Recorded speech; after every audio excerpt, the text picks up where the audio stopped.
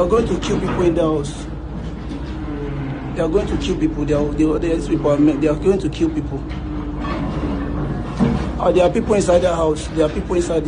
Hello everyone. I just saw this video on social media, and I hope you've seen that video and you could hear the concern in the voice of the person that was speaking. The question is, how do you bulldoze in the middle of the night? What is leading to that? What warranties in the dead of the night, seeing such a thing and bulldozing? I know that, these days you have to verify videos and all of that. Some might say, oh, that's AI, that's not real. But from what one can see, it looks real enough. And I don't know where this particular video took place, the state, and I'm not even interested in the state, but I just want to talk around this whole issue of bulldozing. And for me, it just shows that we have governance without empathy. And whenever there's governance without empathy, of course, there's not going to be good governance and people are going to suffer. There is almost a sort of like sadistic pleasure that some state governments take in bulldozing houses, in bulldozing people's houses, what they've built, taking their years to build. And while all of this bulldozing is going on, usually the people who are in charge of giving permission for buildings, building plans have to be approved before you can build. Wherever you are, there are people who go around to go and check what building you're building. If you think nobody is seeing it, just start a building. Before you know something, they come and stab something on top of it, telling you that you either stop building or all of that. These are people who are assigned to do certain work, and these people never do this work. They're always failing to do the right work that they're supposed to do. When do they get punished? If, for example, this house that is being bulldozed, you say, oh, it was built illegally, or it was not done right, or it was whatever, then what have you done to the people who are supposed to have given approval, who didn't? Who are supposed to have been checked all the areas to see whether things are being done or not being done. Yesterday, I went to a particular place in Abuja called Kabusa, and just going down there, it's almost as if you've left Abuja. You see for those who stay within the city center and all of that, you don't actually know that there's so much out there. And I saw a particular place we went to where you could see the houses. Lots of houses have sprawled, have grown, but the way they were, pardon me, there was no planning done. It's not that government sat down and planned this thing, just that people just build their houses, and as they build their houses, they found their path all through it. And the first thing that came to my mind is that tomorrow now the government will now decide, oh, they're going to now face this place and do planning on it, and then they'll start destroying houses. In the first place, why did you allow that to happen? You saw this when the first person started building, maybe natives are selling their lands to someone. Why allow it? Don't allow it. What you're supposed to do is to ensure that the moment they start, you put a stop to it.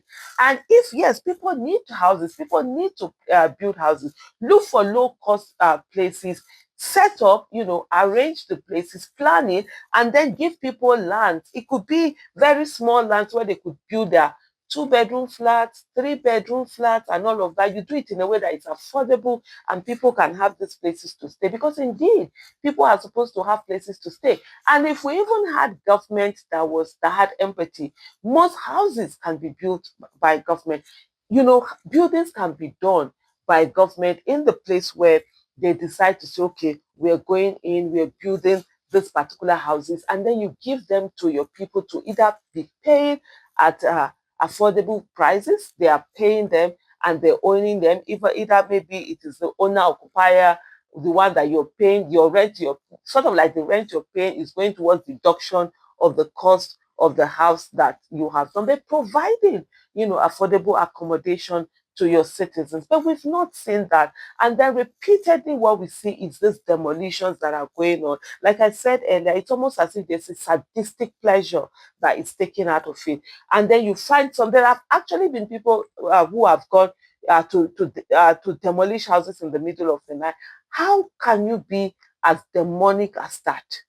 I remember there was one that happened I think it was when Nasir El-Rufai was having a quarrel with some senator, former senator from that area, but political force, and then the next thing in the night, they went to go and destroy it. And when Nasiru had a meeting with Buhari, and Buhari was joking about it and laughing, oh, we saw you, you were driving bulldozer or stuff like that. But that's heinous. There's nothing funny in those things. There's nothing to laugh about. There's everything to be angry at the way things are being treated. I'm a builder. I build houses. I started building houses in the year 2007. And so that's literally maybe like 18 years now that I know how hard it is. I'm one person, anytime I see foundation, I'm so excited for the people who are doing it. I know how hard it is, how you put your resources to build a house, the sacrifices you have to make.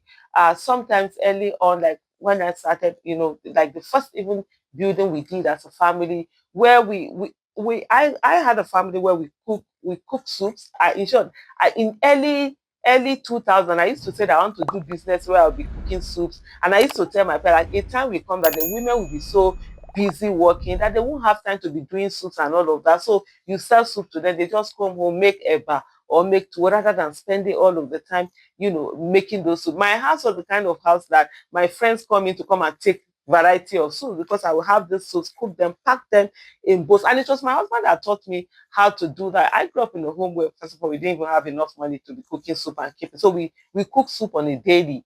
That's why one of my brothers was telling his father, oh, he used to, in their home, they used to eat fresh food. I told her, poverty make us eat fresh food. No allow that nonsense. Don't allow him to bring that rubbish to you that you must be cooking fresh soup for him every day. Nobody got that time. Say, stop it. But anyway, that's by the way. So was sort of like, and then my family and my friends would come, whatever soup, they just come and shop soup in my this they'll carry stew, groundnut soup, egusi, vegetable, ogbono, and all of that. And so we got to, when we were building our second home, because the first home we built it, my husband wanted it built in the village and all of that, building our second home. There were times when we couldn't cook these soups anymore, because we're trying so much to be able to get a house, to be able to build that house.